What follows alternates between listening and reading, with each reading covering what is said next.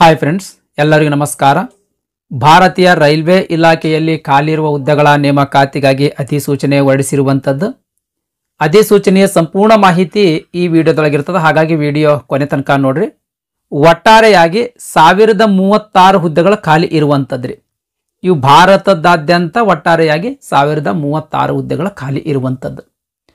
ಆಮೇಲೆ ವಿವಿಧ ರೀತಿಯ ಹುದ್ದೆಗಳು ಖಾಲಿ ಇರುವಂಥದ್ರಿ. ಇಲ್ಲಿ ಹುದ್ದೆಗಳ ಹೆಸರು ಕೊಟ್ಟಾರ ನೋಡ್ರಿ, ಅಂದ್ರೆ ಯಾವ್ಯಾವ ಹುದ್ದೆಗಳು ಖಾಲಿ ಅದಾವ ಅಂತ ಇಲ್ಲಿ ಹುದ್ದೆಗಳ ಹೆಸರು ಕೂಡ ಮೆನ್ಷನ್ ಮಾಡಿರುವಂಥದ್ದು. ನೆಕ್ಸ್ಟ್ ಸ್ಯಾಲರಿ ಬಗ್ಗೆ ನೋಡೋದಾದ್ರೆ ಇಲ್ಲಿ ಸ್ಯಾಲರಿ ಮೆನ್ಷನ್ ಮಾಡಿರುವಂಥದ್ದು, ಅಂದ್ರೆ ಯಾವ್ಯಾವ ಹುದ್ದೆಗೆ ಎಷ್ಟೆಷ್ಟು ಸ್ಯಾಲರಿ ಇರ್ತದ ಅಂತ ಇಲ್ಲಿ ಮುಂದೆ ಮೆನ್ಷನ್ ಮಾಡಿರುವಂಥದ್ದು. ನೆಕ್ಸ್ಟ್ ವಯೋಮಿತಿ ಬಗ್ಗೆ ನೋಡೋದಾದ್ರೆ ಬೇರೆ ಬೇರೆ ಹುದ್ದೆಗೆ ಬೇರೆ ಬೇರೆಯ ವಯೋಮಿತಿಯನ್ನ ನಿಗದಿಪಡಿಸಿರುವಂಥದ್ದು ಸ್ನೇಹಿತರೆ. ಇಲ್ಲಿ ವಯೋಮಿತಿ ಕೂಡ ಮೆನ್ಷನ್ ಮಾಡಿರುವಂಥದ್ದು. ಉದಾಹರಣೆಗಾಗಿ PGT ಅಂದ್ರೆ ಪೋಸ್ಟ್ ಗ್ರಾಜ್ಯುಯೇಟ್ ಟೀಚರ್ ಹುದ್ದೆಗಳಿಗೆ ಅರ್ಜಿ ಸಲ್ಲಿಸಬೇಕಾಗಿತ್ತು ಅಂತ ತಿಳ್ಕೊಳ್ರಿ. ಕನಿಷ್ಠ 18 ವರ್ಷ ವಯಸ್ಸಾಗಿರ್ಬೇಕು, ಗರಿಷ್ಠ 48 ವರ್ಷ ಮೀರಿರಬಾರ್ದು. ಇನ್ ಕೇಸ್ ನೀವು ಸೈಂಟಿಫಿಕ್ ಸೂಪರ್ವೈಸರ್ ಹುದ್ದೆಗಳಿಗೆ ಅರ್ಜಿ ಸಲ್ಲಿಸಬೇಕಾಗಿತ್ತು ಅಂತಂದ್ರೆ ಕನಿಷ್ಠ 18 ವರ್ಷ ವಯಸ್ಸಾಗಿರ್ಬೇಕು, ಗರಿಷ್ಠ 38 ವರ್ಷ ಮೀರಿರಬಾರ್ದು. ಈ ರೀತಿ ವಯೋಮಿತಿ ಕೂಡ ಮೆನ್ಷನ್ ಮಾಡಿರುವಂಥದ್ದು. ದಯಮಾಡಿ ವಿಡಿಯೋ ಪಾಸ್ ಮಾಡಿ ನೋಡ್ರಿ. ಈ ಗರಿಷ್ಠ ವಯೋಮಿತಿಯ ಮೇಲೆ ಒಂದು ಬಾರಿಗಾಗಿ 3 ವರ್ಷದ ಏಜ್ ರಿಲ್ಯಾಕ್ಸೇಷನ್ ಕೊಟ್ಟಿರುವಂಥದ್ದು ಸ್ನೇಹಿತರೆ. ಅಂದ್ರೆ ಈ ಕೋವಿಡ್ ಪ್ಯಾಂಡಮಿಕ್ ಸಮಯದೊಳಗೆ ಯಾವುದೇ ನೋಟಿಫಿಕೇಶನ್ ಹೊರಡಿಸಿರ್ಲಿಲ್ಲ ಅಲ್ರಿ, ಅದಕ್ಕಾಗಿ ಒಂದು ಬಾರಿಗೆ ಒನ್ ಟೈಮ್ಗಾಗಿ 3 ವರ್ಷದ ಏಜ್ ರಿಲ್ಯಾಕ್ಸೇಷನ್ ನೀಡಿರುವಂಥದ್ದು. ಅಂದ್ರೆ ಈಗ PGT ಹುದ್ದೆಗಳಿಗೆ ಅರ್ಜಿ ಸಲ್ಲಿಸಬೇಕಾಗಿತ್ತು ಅಂದ್ರೆ ಗರಿಷ್ಠ ವಯೋಮಿತಿ ಎಷ್ಟಾಗಿತ್ತು? 48 ಆಗಿತ್ತು. ಈ ಒಂದು ಬಾರಿ ಏಜ್ ರಿಲ್ಯಾಕ್ಸೇಷನ್ 3 ವರ್ಷ ನೀಡಲಾಗ್ತದೆ. ಅಂದ್ರೆ 51 ವರ್ಷ ವಯಸ್ಸಿನ ತನಕ ಅರ್ಜಿ ಸಲ್ಲಿಸಬಹುದು. ಈ ರೀತಿ ಪ್ರತಿ ಏನಪ್ಪಾ ಅಂದ್ರೆ 3 ವರ್ಷದ ಇನ್ ಅಡಿಷನ್ ಆಗಿ ಏಜ್ ರಿಲ್ಯಾಕ್ಸೇಷನ್ ಕೂಡಿಸಿದ ಮೇಲೂ ಏನು ಗರಿಷ್ಠ ವಯೋಮಿತಿ ಬಂದಿರ್ತದಲ್ರಿ, ಅದ್ರ ಮೇಲೇನೂ ಕೂಡ ಇನ್ ಅಡಿಷನ್ ಆಗಿ ಏಜ್ ರಿಲ್ಯಾಕ್ಸೇಷನ್ ನೀಡಲಾಗ್ತದ. ಆ ಏಜ್ ರಿಲ್ಯಾಕ್ಸೇಷನ್ ಬಗ್ಗೆ ನೋಡೋದಾದ್ರೆ ಯಾವ್ಯಾವ ಕ್ಯಾಟಗರಿಗೆ ಎಷ್ಟೆಷ್ಟು ವಯೋಮಿತಿ ಸಡಿಲಿಕೆ ಅಥವಾ ಏಜ್ ರಿಲ್ಯಾಕ್ಸೇಷನ್ ನೀಡಲಾಗ್ತದ ಅಂತ ಇಲ್ಲಿ ಮೆನ್ಷನ್ ಮಾಡಿರುವಂಥದ್ದು. ಅಂದ್ರೆ SC ಮತ್ತು ST ಕ್ಯಾಟಗರಿ ಅಭ್ಯರ್ಥಿಗಳಿಗೆ 5 ವರ್ಷ, OBC ಕ್ಯಾಟಗರಿ ಅಭ್ಯರ್ಥಿಗಳಿಗೆ 3 ವರ್ಷ, ಮಾಜಿ ಸೈನಿಕ ಅಭ್ಯರ್ಥಿಗಳಿಗೆ ಇಲ್ಲಿ ಈ ರೀತಿ ಏಜ್ ರಿಲ್ಯಾಕ್ಸೇಷನ್ ಕೊಟ್ಟಿರುವಂಥದ್ದು. ದಯಮಾಡಿ ವಿಡಿಯೋ ಪಾಸ್ ಮಾಡಿ ನೋಡ್ರಿ ಸ್ನೇಹಿತರೆ. ನೆಕ್ಸ್ಟ್ ಪೋಸ್ಟ್ ಗ್ರಾಜ್ಯುಯೇಟ್ ಅಂತ ಅದ, ಇವು ಎಷ್ಟು ಹುದ್ದೆಗಳದಾವ. ಆಮೇಲೆ ಸೀನಿಯರ್ ಸೂಪರ್ವೈಸರ್ ಎಷ್ಟು ಹುದ್ದೆಗಳದಾವ, ಇಲ್ಲಿ TGT ಪೋಸ್ಟ್ಗಳು ಎಷ್ಟು ಹುದ್ದೆಗಳದಾವ, ಚೀಫ್ ಲಾ ಅಸಿಸ್ಟೆಂಟ್ ಎಷ್ಟು ಹುದ್ದೆಗಳದಾವ ಅಂತ ಇಲ್ಲಿ ಹುದ್ದೆಗಳ ಕೊಟ್ಟಾರ ಸ್ನೇಹಿತರೆ. ದಯಮಾಡಿ ವಿಡಿಯೋ ಪಾಸ್ ಮಾಡಿ ನೋಡ್ರಿ. 1036 ಹುದ್ದೆಗಳೇನದಾವಲ್ರಿ, ಇವು ಭಾರತದಾದ್ಯಂತ ಖಾಲಿ ಇರುವಂತ ಹುದ್ದೆಗಳು. ಈ 1036 ಹುದ್ದೆಗಳಲ್ಲಿ ಬೆಂಗಳೂರು RRB ಒಳಗ ಎಷ್ಟು ಹುದ್ದೆಗಳು ಖಾಲಿ ಅದಾವ ಅಂತ ಅನ್ನೋದ್ರ ಬಗ್ಗೆ ನೋಡೋದಾದ್ರೆ ಕೇವಲ 12 ಹುದ್ದೆಗಳು ಮಾತ್ರ ಖಾಲಿ ಇರುವಂಥದ್ದು. 1036 ಹುದ್ದೆಗಳಲ್ಲಿ ಕೇವಲ 12 ಹುದ್ದೆಗಳು ಮಾತ್ರ ಬೆಂಗಳೂರು RRB ಒಳಗೆ ಖಾಲಿ ಇರುವಂಥದ್ದು ಸ್ನೇಹಿತರೆ. ಯಾವ್ಯಾವ ಹುದ್ದೆಗಳು ಖಾಲಿ ಅದಾವ ಅಂತ ಇಲ್ಲಿ ಹುದ್ದೆಗಳ ಹೆಸರನ್ನ ಕೊಟ್ಟಿರುವಂಥದ್ದು. ದಯಮಾಡಿ ವಿಡಿಯೋ ಪಾಸ್ ಮಾಡಿ ನೋಡ್ರಿ. ಅದೇ ರೀತಿ ಹುದ್ದೆಗಳ ವರ್ಗೀಕರಣ ಕೊಟ್ಟಾರ, ಇಲ್ಲಿ ಯಾವ್ಯಾವ ಕ್ಯಾಟಗರಿಗೆ ಎಷ್ಟೆಷ್ಟು ಹುದ್ದೆಗಳು ಖಾಲಿ ಅದಾವ ಅಂತ ಹುದ್ದೆಗಳ ವರ್ಗೀಕರಣ ಕೂಡ ಕೊಟ್ಟಿರುವಂಥದ್ದು. ದಯಮಾಡಿ ವಿಡಿಯೋ ಪಾಸ್ ಮಾಡಿ ನೋಡ್ರಿ. ಕರ್ನಾಟಕದವರು ಕೇವಲ ಬೆಂಗಳೂರು RRBಗೆ ಮಾತ್ರ ಅರ್ಜಿ ಸಲ್ಲಿಸಬಹುದಾ ಅಥವಾ ಬೇರೆ RRBಗೆ ಅರ್ಜಿ ಸಲ್ಲಿಸಬಹುದಾ ಅಂತ ಅನ್ನೋದ್ರ ಬಗ್ಗೆ ನೋಡೋದಾದ್ರೆ ಭಾರತದಲ್ಲಿರುವ ಯಾವುದೇ RRBಗೆ ಅರ್ಜಿ ಸಲ್ಲಿಸಬಹುದು. ಅಂದ್ರೆ ಭೋಪಾಲ್, ಅಹಮದಾಬಾದ್, ಪ್ರಯಾಗ್ರಾಜ್ ವಿವಿಧ RRBಗಳದಾವ್ರಿ. ಯಾವುದೇ RRBಗೆ ನೀವು ಅರ್ಜಿ ಸಲ್ಲಿಸಬಹುದು. ಆದರೆ ಯಾವುದಾದ್ರೂ ಒಂದು RRBಗೆ ಮಾತ್ರ ಅರ್ಜಿ ಸಲ್ಲಿಸಬೇಕು. ಉದಾಹರಣೆಗಾಗಿ ಈಗ ನೀವು ಭೋಪಾಲ್ RRB ಒಳಗ ಹೆಚ್ಚಿಗೆ ಹುದ್ದೆಗಳದಾವಂತ ಆ ಭೋಪಾಲ್ RRBಗೆ ಅರ್ಜಿ ಸಲ್ಲಿಸಿದ್ರಿ ಅಂತ ತಿಳ್ಕೊಳ್ರಿ. ನೀವು ನೆಕ್ಸ್ಟ್ ಬೇರೆ RRBಗೆ ಅರ್ಜಿ ಸಲ್ಲಿಸುವಂತಿಲ್ಲ. ಅಂದ್ರೆ ಈಗ ಬೆಂಗಳೂರು RRBಗೂ ಕೂಡ ನೀವು ಅರ್ಜಿ ಸಲ್ಲಿಸಬೇಕಂತಂದ್ರಿ ಅಂತಂದ್ರೆ ಆ ರೀತಿ ಅರ್ಜಿ ಸಲ್ಲಿಸಕ್ ಬರುವುದಿಲ್ಲ ಸ್ನೇಹಿತರೆ. ಕೇವಲ ಯಾವ್ದಾದ್ರು ಒಂದು RRBಗೆ ನೀವು ಅರ್ಜಿ ಸಲ್ಲಿಸಬೇಕು. ಇಲ್ಲಿ ಭಾರತದಲ್ಲಿರುವ ಎಲ್ಲಾ RRBಗಳದ ಅಫೀಸಿಯಲ್ ವೆಬ್ಸೈಟ್ ಕೊಟ್ಟಾರ್ರಿ. ನೀವು ಯಾವ RRBಗೆ ಅರ್ಜಿ ಸಲ್ಲಿಸಬೇಕಂತೀರಿ ಆ RRBದ ಅಫೀಸಿಯಲ್ ವೆಬ್ಸೈಟ್ಗೆ ಹೋಗಿ ಆನ್ಲೈನ್ ಮುಖಾಂತರ ಅರ್ಜಿ ಸಲ್ಲಿಸಬಹುದು ಸ್ನೇಹಿತರೆ. 3ನೇ ಲಿಂಕ್ ಐತಿ ನೋಡಿ ಸ್ನೇಹಿತರೆ. ಈ 3ನೇ ಲಿಂಕ್ ಇದು ಬೆಂಗಳೂರು RRBದ ಅಫೀಸಿಯಲ್ ವೆಬ್ಸೈಟ್. ಯಾರು ಬೆಂಗಳೂರು RRBಗೆ ಅರ್ಜಿ ಸಲ್ಲಿಸಬೇಕಂತೀರಿ ಈ ಅಫೀಸಿಯಲ್ ವೆಬ್ಸೈಟ್ಗೆ ಹೋಗಿ ಆನ್ಲೈನ್ ಮುಖಾಂತರ ಅರ್ಜಿ ಸಲ್ಲಿಸ್ರಿ. ಅರ್ಜಿ ಸಲ್ಲಿಸ್ಲಾಕ್ ಪ್ರಾರಂಭ ದಿನಾಂಕ ಜನವರಿ 7, 2025. ಅರ್ಜಿ ಸಲ್ಲಿಸ್ಲಾಕ್ ಕೊನೆಯ ದಿನಾಂಕ ಫೆಬ್ರವರಿ 6, 2025 ಆಗಿರ್ತದೆ. ಅಪ್ಲಿಕೇಶನ್ ಸಲ್ಲಿಸಿರಿ. ಇನ್ ಕೇಸ್ ಅಪ್ಲಿಕೇಶನ್ದೊಳಗೆ ಏನಾದರೂ ತಪ್ಪಾಗಿತ್ತು ಅಂತ ತಿಳ್ಕೊಡ್ರಿ. ಆ ತಪ್ಪನ್ನ ಸರಿಪಡಿಸ್ಕೊಳ್ಳಾಕ ಅವಕಾಶ ಕೊಡ್ತಾರೆ ಸ್ನೇಹಿತರೆ. ಫೆಬ್ರವರಿ 9ರಿಂದ ಫೆಬ್ರವರಿ 18 ತನಕ ಅಂದ್ರೆ 10 ದಿನಗಳ ಕಾಲಾವಕಾಶ ಇರ್ತದೆ. ನಿಮ್ದು ಅಪ್ಲಿಕೇಶನ್ ನಲ್ಲಿ ಆಗಿರುವಂತ ತಪ್ಪನ್ನ ನೀವು ಈ ದಿನಾಂಕದೊಳಗ ಸರಿಪಡಿಸ್ಕೊಳ್ಬಹುದು ಸ್ನೇಹಿತರೆ. ನೆಕ್ಸ್ಟ್ ಯಾವುದೇ ಹುದ್ದೆಗೆ ಎಜುಕೇಶನ್ ಕ್ವಾಲಿಫಿಕೇಶನ್ ಏನು ಕೇಳ್ಯಾರಲ್ರಿ, ಆ ಎಜುಕೇಶನ್ ಕ್ವಾಲಿಫಿಕೇಶನ್ ಅನ್ನ ಫೆಬ್ರವರಿ 6, 2025 ಒಳಗಾಗಿ ಮುಗಿಸಿರ್ಬೇಕ್ರಿ ನೀವು. ಇನ್ನ ರಿಸಲ್ಟ್ಗೆ ವೇಟ್ ಮಾಡ್ತಾ ಇದ್ದೀರಿ ಅಂತ ತಿಳ್ಕೊಳ್ರಿ, ಅಂಥವ್ರು ಅರ್ಜಿ ಸಲ್ಲಿಸ್ಲಾಕ್ ಎಲಿಜಿಬಲ್ ಇರಂಗಿಲ್ಲ. ನೆಕ್ಸ್ಟ್ ಯಾವ್ಯಾವ ಹುದ್ದೆಗೆ ಏನೇನು ಎಜುಕೇಶನ್ ಕ್ವಾಲಿಫಿಕೇಶನ್ ಅಂತ ನೆಕ್ಸ್ಟ್ ಹೇಳ್ತೀನಿ ಸ್ನೇಹಿತರೆ. ಅದಕ್ಕಿಂತ ಮುಂಚೆ ಎಕ್ಸಾಮಿನೇಷನ್ ಫೀ ಬಗ್ಗೆ ನೋಡೋದಾದ್ರೆ ಅಂಗವಿಕಲ ಅಭ್ಯರ್ಥಿಗಳು, ಆಮೇಲೆ ಮಹಿಳಾ ಅಭ್ಯರ್ಥಿಗಳು, ಟ್ರಾನ್ಸ್ಜೆಂಡರ್, ಮಾಜಿ ಸೈನಿಕ, SC ST, ಮೈನಾರಿಟಿ ಕಮ್ಯುನಿಟಿ, ಆಮೇಲೆ ಎಕನಾಮಿಕಲಿ ಬ್ಯಾಕ್ವರ್ಡ್ ಕ್ಲಾಸಸ್ ಅಭ್ಯರ್ಥಿಗಳು, ಈ ಎಲ್ಲಾ ಅಭ್ಯರ್ಥಿಗಳಿಗೆ 250 ರೂಪಾಯಿ ಅರ್ಜಿ ಶುಲ್ಕ ಇರ್ತದೆ. 250 ರೂಪಾಯಿ ಅರ್ಜಿ ಶುಲ್ಕ ತುಂಬಬೇಕು. ಈ ಅರ್ಜಿ ಶುಲ್ಕ ರೀಫಂಡ್ ಆಗ್ತದೆ ಸ್ನೇಹಿತರೆ, ಮತ್ತೆ ವಾಪಸ್ ನಿಮಗೆ ಅಕೌಂಟಿಗೆ ಹಾಕ್ತಾರ. ಯಾವಾಗ ಹಾಕ್ತಾರ? ಈ ಹುದ್ದೆಗಳಿಗೆ ಎಕ್ಸಾಮ್ ನಡೆಸ್ತಾರ್ರಿ ಒಂದು, ಆ ಎಕ್ಸಾಮ್ ಅಟೆಂಡ್ ಆಗ್ಬೇಕು ನೀವು, ಅಂದ್ರೆ ಮಾತ್ರ ನಿಮ್ದು ಅಮೌಂಟ್ ರೀಫಂಡ್ ಮಾಡ್ತಾರ, ಅಂದ್ರೆ ವಾಪಸ್ ನಿಮ್ಮ ಅಕೌಂಟಿಗೆ ಹಾಕ್ತಾರ. ಯಾವ ರೀತಿ ಹಾಕ್ತಾರ? ಅಪ್ಲಿಕೇಶನ್ ತುಂಬಬೇಕಾದ್ರೆ ನಿಮ್ದು ಅಕೌಂಟ್ ಡಿಟೇಲ್ ಅಲ್ಲಿ ಮೆನ್ಷನ್ ಮಾಡೋದಿರ್ತದ, ಯಾವ ಅಕೌಂಟ್ ಮೆನ್ಷನ್ ಮಾಡಿರ್ತೀರಿ ಆ ಅಕೌಂಟಿಗೆ ಅಮೌಂಟ್ ವಾಪಸ್ ಹಾಕ್ತಾರ, ಅಂದ್ರೆ ರೀಫಂಡ್ ಮಾಡ್ತಾರ. ಈ ಕೆಟಗರಿ ಅಭ್ಯರ್ಥಿಗಳನ್ನ ಹೊರತುಪಡಿಸಿ ಉಳಿದಿರ್ತಕ್ಕಂಥ ಎಲ್ಲಾ ಅಭ್ಯರ್ಥಿಗಳಿಗೆ 500 ರೂಪಾಯಿ ಅರ್ಜಿ ಶುಲ್ಕ ಇರ್ತದೆ. ಈ 500 ರೂಪಾಯಿ ಅರ್ಜಿ ಶುಲ್ಕದೊಳಗೆ 400 ರೂಪಾಯಿ ರೀಫಂಡ್ ಮಾಡ್ತಾರೆ.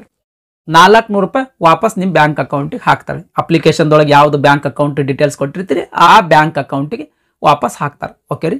ನೆಕ್ಸ್ಟ್ ನೇಮಕಾತಿ ಹಂತಗಳ ಬಗ್ಗೆ ನೋಡೋದಾದ್ರೆ ಒಂದೇ ಒಂದು ಪರೀಕ್ಷೆ ಇರ್ತದ್ರಿ, ಒಂದು ಪರೀಕ್ಷೆ ಇರ್ತದ.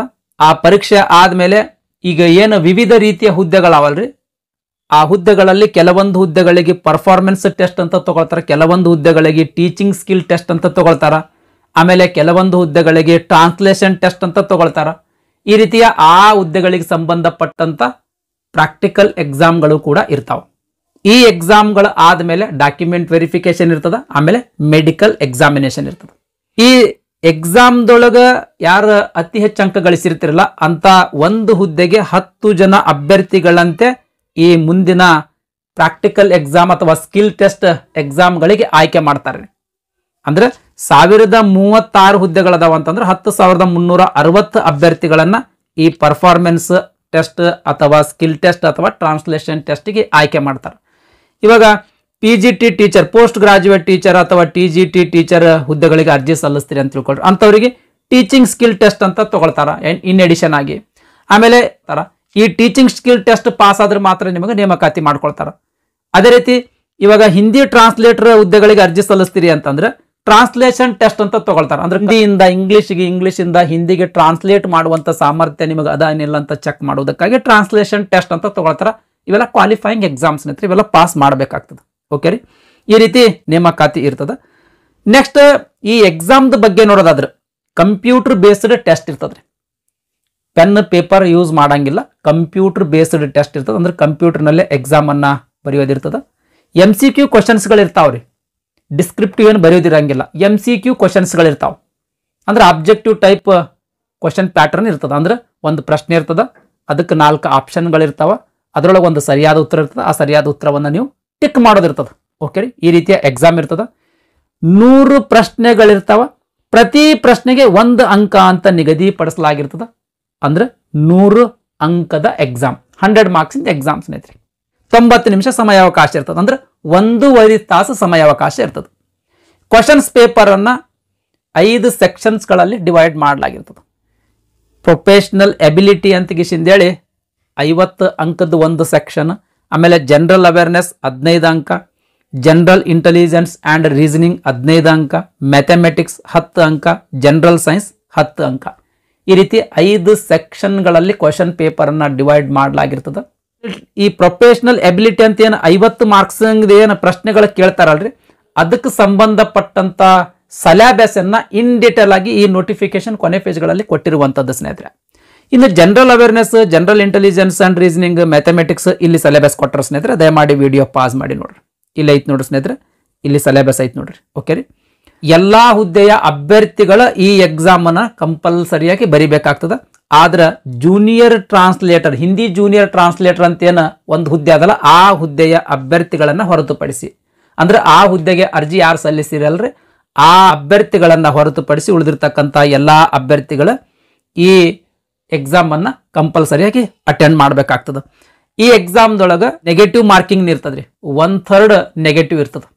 ನೆಕ್ಸ್ಟ್ ಈ ಎಕ್ಸಾಮ್ದಲ್ಲಿ ಆಗ್ಲೇ ಹೇಳ್ದಂಗ ಅತಿ ಹೆಚ್ಚು ಅಂಕ ಗಳಿಸಿರ್ತಕ್ಕಂಥ ಒಂದು ಹುದ್ದೆಗೆ 10 ಜನ ಅಭ್ಯರ್ಥಿಗಳಂತೆ performance test, skill test, translation ಟೆಸ್ಟ್ಗಳಿಗೆ ಆಯ್ಕೆ ಮಾಡ್ತಾರೆ ಸ್ನೇಹಿತರೆ.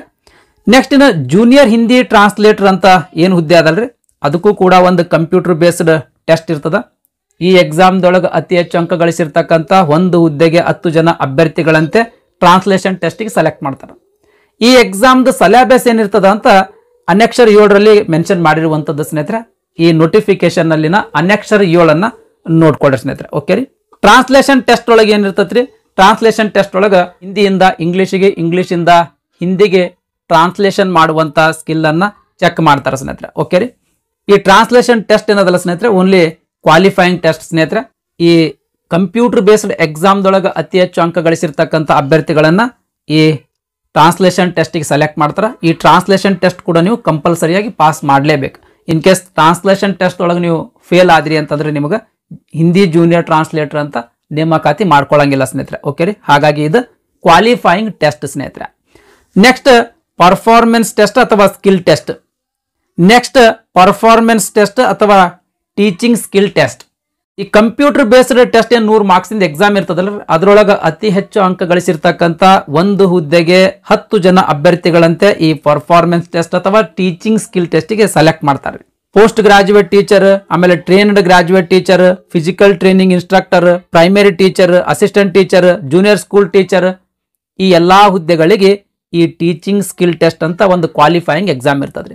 ಮೆರಿಟ್ ಲಿಸ್ಟ್ ಯಾವ ರೀತಿ ಪ್ರಿಪೇರ್ ಮಾಡಲಾಗ್ತದ ಅಂತ ಅನ್ನೋದ್ರ ಬಗ್ಗೆ ನೋಡೋದಾದ್ರೆ 85:15 ಅಂದ್ರೆ ಈ ಕಂಪ್ಯೂಟರ್ ಬೇಸ್ಡ್ ಎಕ್ಸಾಮ್ ನಲ್ಲಿ ತೆಗೆದುಕೊಂಡಿರ್ತಕ್ಕಂಥ ಅಂಕಗಳ 85% ಅಂಕಗಳ, ಆಮೇಲೆ ಈ ಟೀಚಿಂಗ್ ಸ್ಕಿಲ್ ಟೆಸ್ಟ್ ನಲ್ಲಿ ತೆಗೆದುಕೊಂಡಿರ್ತಕ್ಕಂಥ ಅಂಕಗಳ 15% ಅಂಕಗಳನ್ನ ಮೆರಿಟ್ ಲಿಸ್ಟ್ಗೆ ಗಣನೆಗೆ ತಗೊಳ್ತಾರ.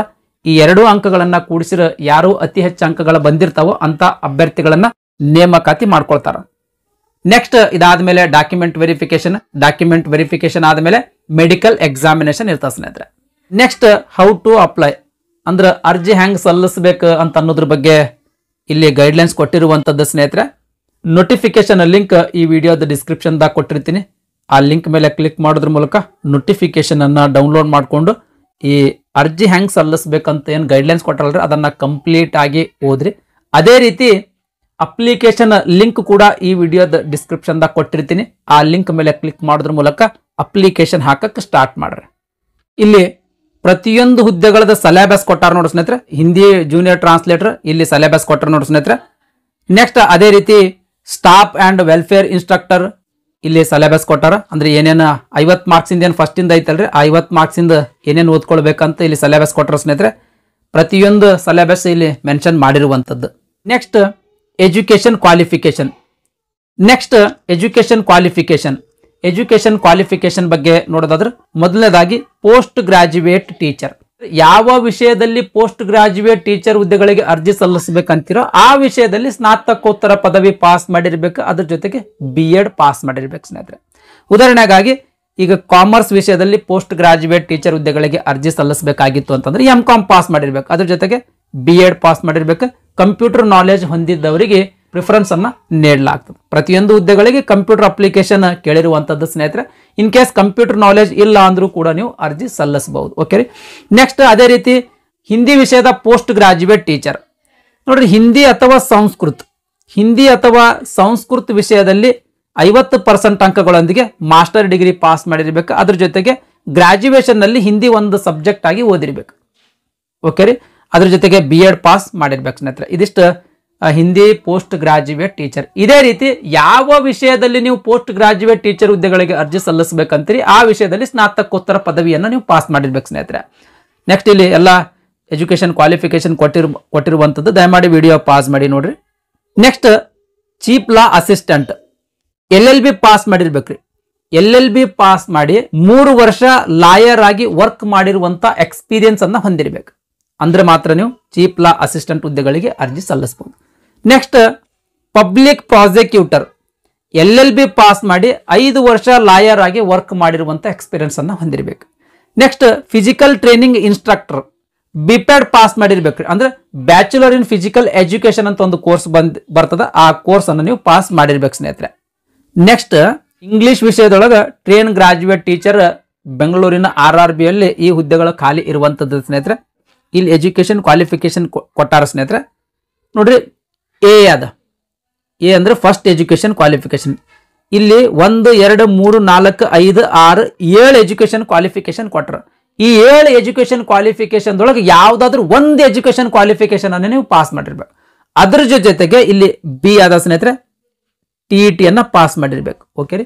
ಈ 7 ಎಜುಕೇಶನ್ ಕ್ವಾಲಿಫಿಕೇಶನ್ ಯಾವ ಅದಾವ ಅಂತ ಅನ್ನೋದ್ರ ಬಗ್ಗೆ ನೋಡೋದಾದ್ರೆ, ಮೊದಲನೇದು ಇಂಗ್ಲಿಷ್ ಮೀಡಿಯಂದೊಳಗ ಡಿಗ್ರಿಯನ್ನ ಪಾಸ್ ಮಾಡಿರ್ಬೇಕು. 2 ವರ್ಷದ diploma in elementary education pass ಮಾಡಿರ್ಬೇಕು. ಇದು 1ನೇ ಎಜುಕೇಶನ್ ಕ್ವಾಲಿಫಿಕೇಶನ್.